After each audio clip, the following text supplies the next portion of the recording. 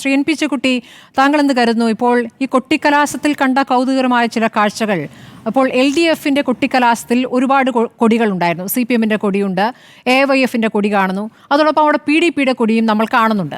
അങ്ങനെ കൊടികൾ, ചെഗുവേരയുടെ കൊടി, അപ്പോൾ അങ്ങനെ ഒരുപാട് കൊടികൾ അവിടെ കാണുന്നുണ്ട്.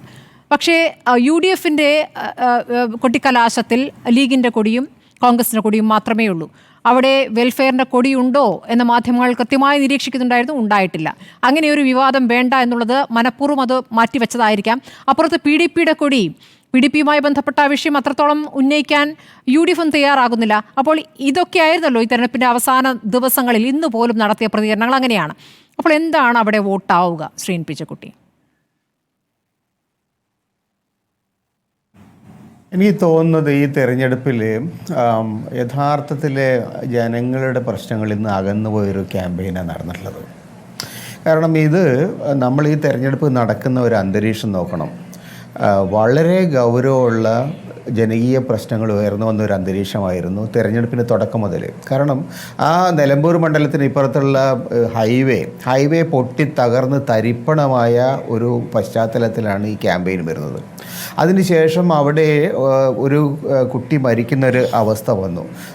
അത് ഈ അവിടെയുള്ള ഇന്നത്തെ ഒരു അന്തരീക്ഷവുമായിട്ട് വളരെ ക്ലിയർലി കണക്റ്റഡ് ആണ്. ഈ എന്താ പറയുക, പാരിസ്ഥിതികമായ പ്രശ്നങ്ങൾ, അതുപോലെ ഈ വന്യമൃഗങ്ങളുമായിട്ട് ബന്ധപ്പെട്ട വിഷയങ്ങൾ, അതിൻ്റെയൊക്കെ ഭാഗമായിട്ടാണ് ആ കുട്ടി അവിടെ മരിച്ചത്. ഒരു തരത്തിലുള്ള നാദിനില കളരി എന്ന നിലയിലാണ് അന്തരീക്ഷം ഉണ്ടായത്. അപ്പോൾ അതിനുശേഷം ഇപ്പോൾ അതിഭയങ്കരമായിട്ടുള്ള മഴ, അതിൻ്റെ കാലാവസ്ഥാ പ്രശ്നങ്ങൾ, ഇതൊക്കെ ഇരിക്കുന്നൊരു അന്തരീക്ഷത്തിൽ നിലമ്പൂർ പോലുള്ള ഒരു സ്ഥലത്ത് നമ്മൾ ഈ അന്താരാഷ്ട്ര വിഷയങ്ങൾ, ആഗോള പ്രശ്നങ്ങൾ, ഇതെല്ലാം ചർച്ച ചെയ്ത് കഴിഞ്ഞാൽ എത്രത്തോളം ജനങ്ങളത് ആക്സെപ്റ്റ് ചെയ്യും? അതുകൊണ്ടൊക്കെ ആയിരിക്കണം ഈ രാഷ്ട്രീയ കക്ഷികൾ വലിയ തോതിലുള്ള ഒരു കോലാഹലം കൂട്ടുന്നു, അതിഗംഭീരമായിട്ട്. അത് പണക്കൊഴുപ്പിൻ്റെ ശക്തി മാത്രമാണ് കാണിക്കുന്നത്. ആളുകളെ കൊണ്ടുവരുന്നതിന് പണം എന്ന് പറയുന്ന സംഗതി കൈവശം ധാരാളമുള്ള കൂട്ടർ ആളുകളെ കൊണ്ടുവരും, ഈ തരത്തിലുള്ള പണക്കൊഴുപ്പിൻ്റെ അന്തരീക്ഷം ഉണ്ടാക്കും. പക്ഷേ അതൊന്നും ജനങ്ങളുടെ ഹൃദയത്തിലേക്ക് ഇറങ്ങിച്ചെന്നതായിട്ട് എനിക്ക് അനുഭവപ്പെട്ടിട്ടില്ല. പക്ഷേ ശ്രീ എൻ പി ചെക്കുട്ടി, നമ്മളിപ്പോൾ പുറത്തേക്ക് കാണുന്ന ബൈറ്റുകൾ അല്ലേ, നേതാക്കളോട് മാധ്യമങ്ങൾ ചോദിക്കുന്ന ചോദ്യങ്ങൾ, വാർത്താ സമ്മേളനങ്ങളിൽ നേതാക്കൾ പറയുന്ന വിഷയങ്ങൾ, അത് മാത്രമാണല്ലോ നമ്മൾ കാണുന്നത്. അതിലപ്പുറം വീടുകൾ കയറിയുള്ള പ്രചാരണമുണ്ട്, കുടുംബയോഗങ്ങളുണ്ട്. അവിടെയൊക്കെ എന്താണ് ഈ രാഷ്ട്രീയ നേതാക്കൾ ഓരോ സ്ഥലത്തും പോയി പറയുന്നതെന്നുള്ളത് നമുക്കറിയില്ല. അതിൽ ഉറപ്പായിട്ടും CPM ആകുമ്പോൾ അവരുടെ വികസനം പറയും, UDF ആകുമ്പോൾ ഈ പറഞ്ഞ ജനങ്ങളുമായി ബന്ധപ്പെട്ട വിഷയം, പ്രത്യേകിച്ച് അവിടുത്തെ വന്യമൃഗശല്യം അടക്കമുള്ള കാര്യങ്ങൾ പറയും, ഉറപ്പല്ലേ? അല്ല, പ്രശ്നം ജനങ്ങൾ അതിനോട് എങ്ങനെ പ്രതികരിക്കുന്നു എന്നുള്ളതാണ്. കഴിഞ്ഞ 10 കൊല്ലമായിട്ട് അവരുടെ MLA ആയിരുന്ന ആളാരാണ്? MLA ഇടതുപക്ഷത്തിൻ്റെ MLA ആയിരുന്ന ആളാണ്. ഇടതുപക്ഷത്തിൻ്റെ ആൾ MLA തന്നെ ഇടതുപക്ഷ സർക്കാരിൻ്റെ എന്താ പറയുക, തെറ്റായ പ്രവണതകളിൽ, തെറ്റായിട്ടുള്ള പ്രവർത്തന രീതികളിൽ ശക്തിയായി പ്രതികരിച്ചുകൊണ്ട് പുറത്തേക്ക് ഇറങ്ങാണ്ടായിട്ടുള്ളത്. അപ്പോൾ ജനങ്ങളെ സംബന്ധിച്ചിടത്തോളം ജനങ്ങൾക്ക് ഈ വിഷയത്തിൽ ഇവിടെയുള്ള സർക്കാർ നടത്തിയിരിക്കുന്ന എന്താ പറയുക വികസന പ്രവർത്തനങ്ങളെക്കുറിച്ച് അവരുടെ MLAക്ക് പോലും യാതൊരു മതിപ്പും എന്നുള്ളതാണ് അവിടെ യഥാർത്ഥത്തിൽ സംഭവിച്ചിരിക്കുന്നത്. അതുകൊണ്ടൊക്കെ തന്നെ ഈ തെരഞ്ഞെടുപ്പുമായിട്ട് ബന്ധപ്പെട്ട് ഇടതുപക്ഷ സർക്കാരിൻ്റെ രാഷ്ട്രീയ നിലപാടുകൾ, അവരുടെ വികസന നയം, അത് ജനങ്ങളിലേക്ക് എത്തുന്ന തരത്തിലുള്ള ഒരു ക്യാമ്പയിൻ നടത്തുന്നതിൽ പരാജയപ്പെട്ടു.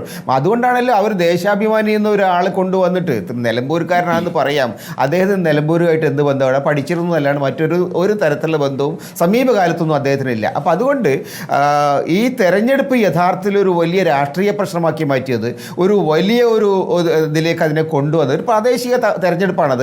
അതിന് ഈ നിലയിൽ കൊണ്ടുവന്നത് CPM ആണ് എന്ന് നമ്മൾ മനസ്സിലാക്കണം. CPM-ന് അവിടെ ഒരു പ്രാദേശിക തലത്തിലൊരു നല്ല കാൻഡിഡേറ്റിനെ കണ്ടെത്താൻ കഴിയാത്ത വന്നപ്പോഴാണ് അവിടെ ദേശാഭിമാനിയിൽ റെസിഡൻ്റായി പ്രവർത്തിക്കുന്ന ഒരാളെ, സെക്രട്ടറി തരത്തിലുള്ള ഒരാളെ ഇങ്ങോട്ട് കൊണ്ടുവന്നത്. അത് അവരുടെ എന്താ പറയുക ലാക്ക് ഓഫ് കോൺഫിഡൻസിനെയാണ് കാണിക്കുന്നത്. നല്ല നിലയിൽ ഒരു ക്യാമ്പയിൻ നടത്താൻ അവർക്ക് പറ്റിയിട്ടില്ല. നല്ല നിലയിൽ ജനങ്ങൾക്കിടയിൽ ഒരു ഇമേജ് ഉണ്ടാക്കാൻ കഴിയുന്ന ഒരു കാൻഡിഡേറ്റിനെ കൊണ്ടുവരാൻ അവർക്ക് കഴിഞ്ഞിട്ടില്ല. അപ്പം അതുകൊണ്ടൊക്കെ തന്നെ ഈ തെരഞ്ഞെടുപ്പിൽ എത്രത്തോളം ജനങ്ങൾ അവരുടെ ഈ വോട്ടെടുപ്പിനോട് പ്രതികരിക്കും എന്നുള്ളത് നമുക്ക് എന്താ പറയുക ഈ വോട്ടെടുപ്പിൻ്റെ ദിവസം കാണാം. കാരണം എന്താ വെച്ചാൽ ഇപ്പോഴത്തെ അന്തരീക്ഷത്തിൽ വോട്ടെടുപ്പിൽ ഒരു 75% വോട്ട് എത്തിച്ചേരാനുള്ള സാധ്യത കുറവാണെന്നാണ് എനിക്ക് തോന്നുന്നത്. കാരണം ആ തരത്തിലൊരു ആവേശം ഉണ്ടാക്കുന്നതിൽ ഈ തെരഞ്ഞെടുപ്പ് ക്യാമ്പയിൻ വിജയിച്ചിട്ടില്ല എന്നാണ് ഗ്രാസ് റൂട്ടിലുള്ള പലരുമായിട്ട് സംസാരിച്ചിട്ട് എനിക്ക് ബോധ്യപ്പെട്ടുള്ളത്.